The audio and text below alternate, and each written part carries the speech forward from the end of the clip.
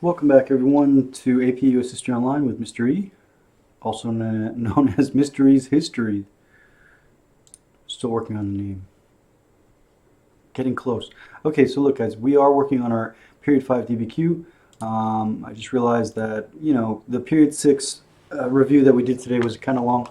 And I didn't want to overwhelm you, but whatever. If we're doing the DBQ, this is going to help.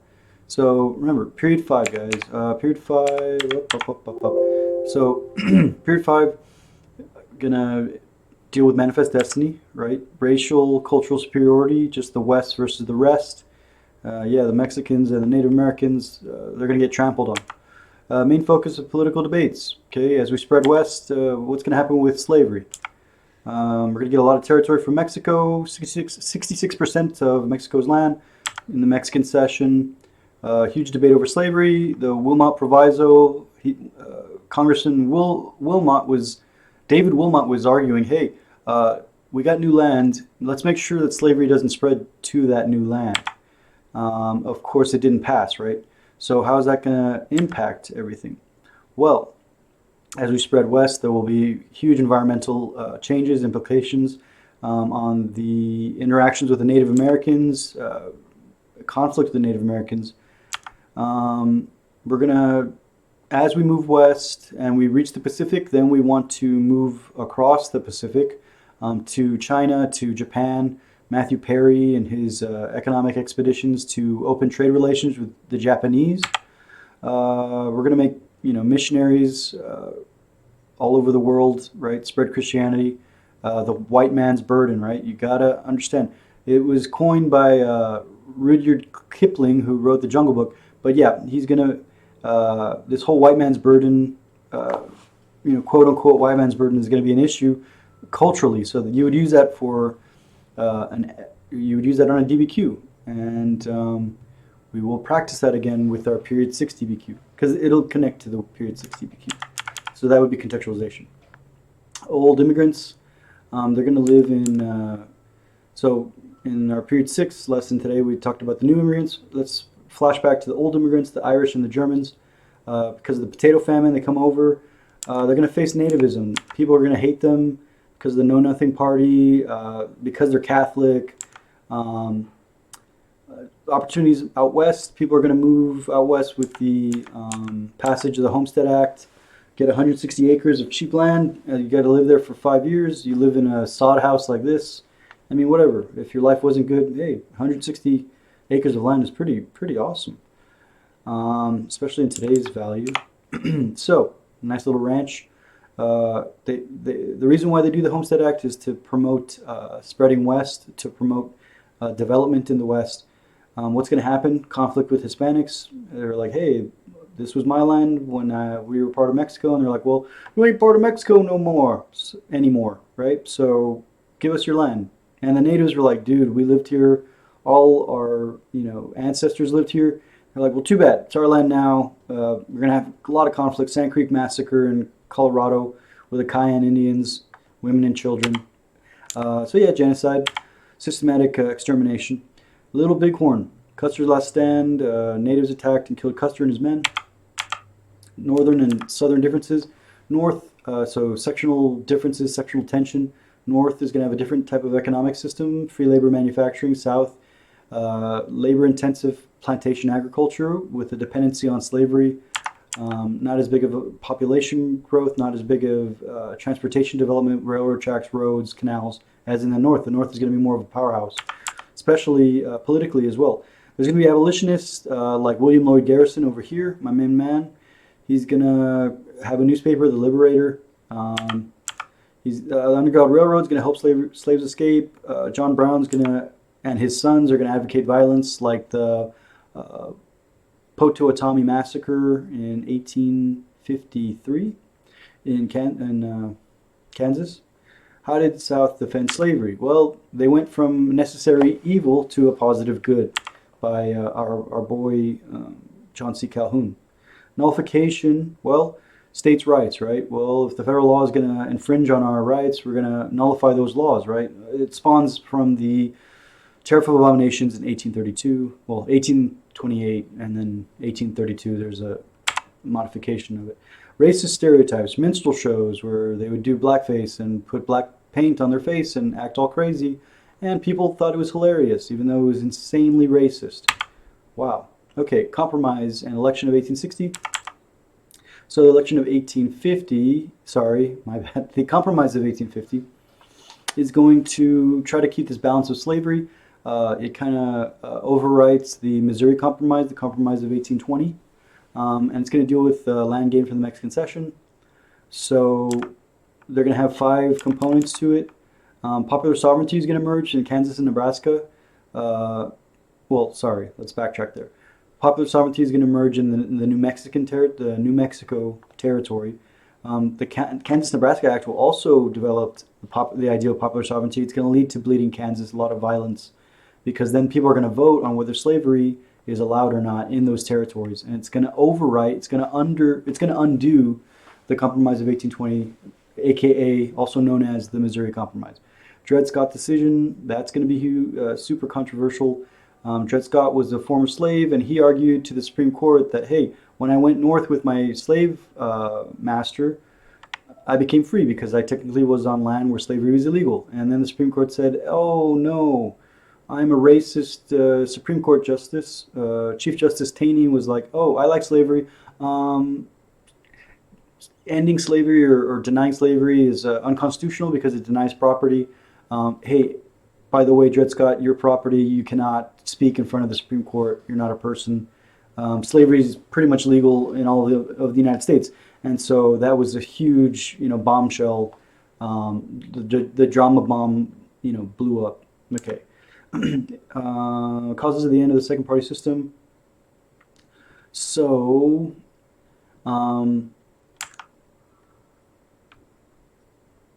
the issue over slavery is going to tear apart the Democratic Party.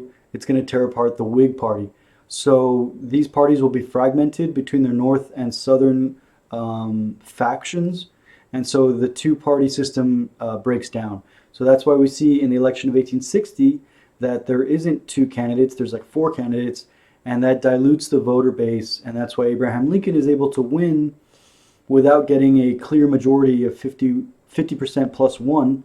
As you can see when we'll look at the map, he does get the Electoral College points, but he doesn't get anywhere near 50% of the popular vote, which is quite alarming, right? Like, so the loser is the winner with the Electoral College system, and the Electoral College system is bad. That's happened 5 times, where the dude with less votes wins. It's not the way an election's supposed to be. Okay. So Republicans in the North and Midwest, they will be the northern, sectional party that emerged from the Whigs, out of the ashes of the Whig Party. There's going to be a lot of anti-immigration, nativism. The Know Nothing Party kind of will lead to the KKK. Election of so their quote was like, "I know nothing but my party and only my party," and they really knew nothing because that's how idiotic they were. Okay, election of 1860. Lincoln was elected on a free soil platform. So he was a free soiler. He kind of adopted the free soil party. So there was a free soil party that emerged from the Wilmot Proviso. And because Lincoln, let's get things straight. Lincoln wasn't against slavery. He was against the spread of slavery. He even said, my dudes, please don't break away. Let's not have a civil war. I won't end slavery, I promise. I just don't want slavery to spread. Like, let's preserve the Union. And of course they ignored him and they seceded anyway and formed the Confederate States, and that's why we had the Civil War. Wait, where's my picture? Oh, there's my picture. Okay, so that's the election of 1860. It doesn't have it like in my Period 5 review, but if you look at the popular votes, Lincoln doesn't even have 50%. He has like 35% or 37%. It's pretty bad. But as you can see, he gets like a bunch of the Electoral College points. And so the South is ticked off. They're like, dude, even if the green and the blue and the orange combined, those Electoral College points don't add up to or come close to the red Northern Electoral College points, so we'll never win again. And so they're like, let's just secede. This country is whack. Okay. Pop, pop, pop, pop, pop, pop. Okay. So Civil War is breaking out.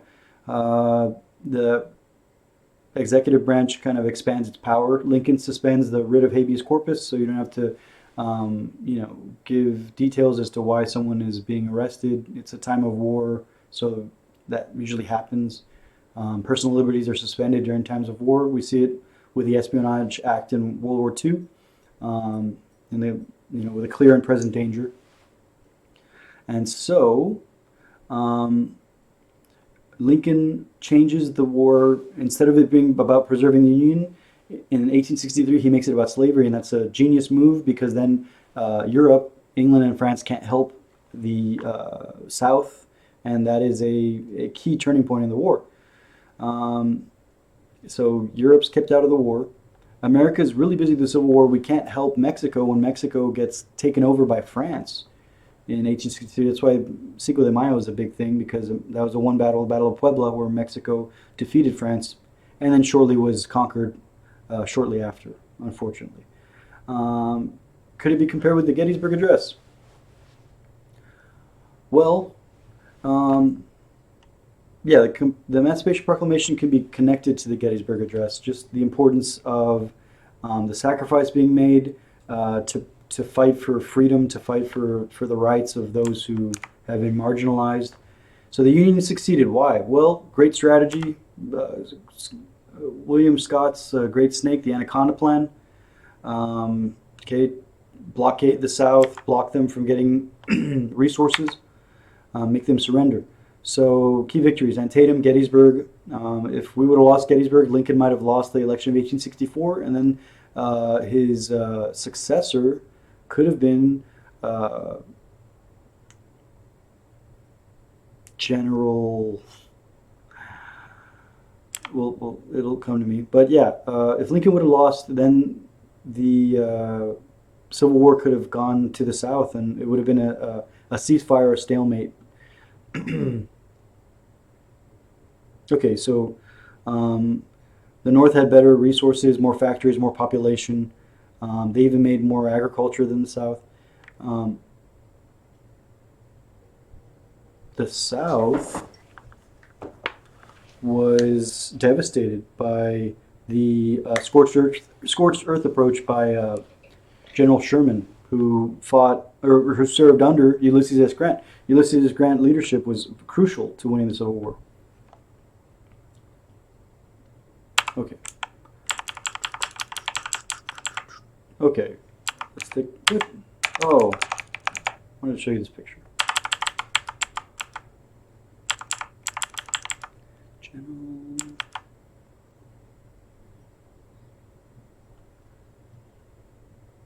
Okay, Reconstruction, 13th Amendment. So we have the Civil War amendments emerge, the 13th, 14th, 15th Amendment. Drastic social economic change, a lot of sharecropping emerges in the South. The Radical Republicans are in control of Congress. We have three different Reconstruction plans. We have Lincoln's 10% plan, Andrew Johnson's plan, and the Radical Republicans' Congress plan for Reconstruction. So different ways. Radical Republicans wanted to help black people. They wanted to give them the land that was confiscated, right? It's kind of like the Confiscation Act. So they wanted to give the land that was taken from the slave owners to the former slaves. And now that didn't really happen. But it would have been pretty awesome to give land, to redistribute land to the former slaves. Unfortunately, that didn't happen. A lot of the slaves, former slaves, didn't have anything. No education, no money, no nothing.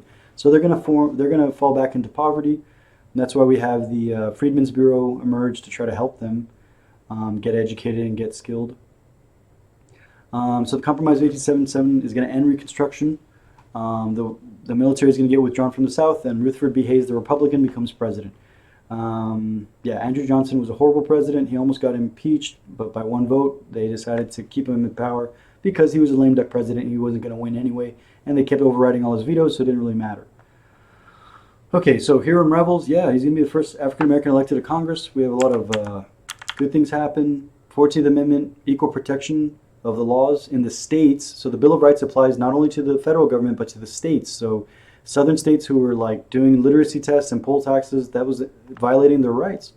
However, because of the Compromise of 1877, the 14th and 15th Amendment, suffrage for men, all men, black men, it's going to be undermined, right? Segregation, Jim Crow laws are going to take over after the Compromise of 1877. The violence, intimidation of the KKK and the White League. Bad Supreme Court decisions, such as Plessy versus Ferguson in 1896. That's going to make segregation legal. Separate but equal clause. Local political tactics, poll taxes, literacy test, grandfather clauses. Just weird, unconstitutional laws that violated people's rights, black people's rights.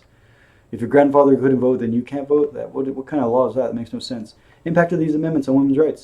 Okay, Susan B. Anthony right here, and Elizabeth Cady Stanton, they're going to fight for women's rights to vote. They're like, what? What's the 15th Amendment? Lets all men vote, but not women? What's that about?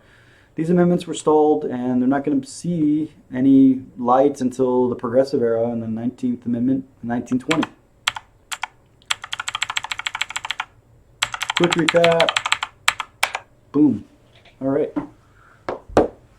Everything about the 13th or 15th Amendments, Civil War amendments. Let's go over Wanning again. Wanning. Okay, so let's take a look at Wanning real fast. Wanning, to reduce, waning. So waning means the reduce of influence. That's a great word to use if you were write an essay, a DBQ perhaps. So waning, to reduce the influence, resolve for Reconstruction. So the radical Republicans and the North's resolve to help black people in Reconstruction started to wane, there was a waning period towards the end, and they're fearful of not getting reelected and losing power in Congress and in the government. So they abandoned Reconstruction. Culminating in the Compromise of 1877, which ends Reconstruction and is a failure for Reconstruction. So a lot of people see Reconstruction as a failure, folks. And it kind of is, because it was cut off prematurely.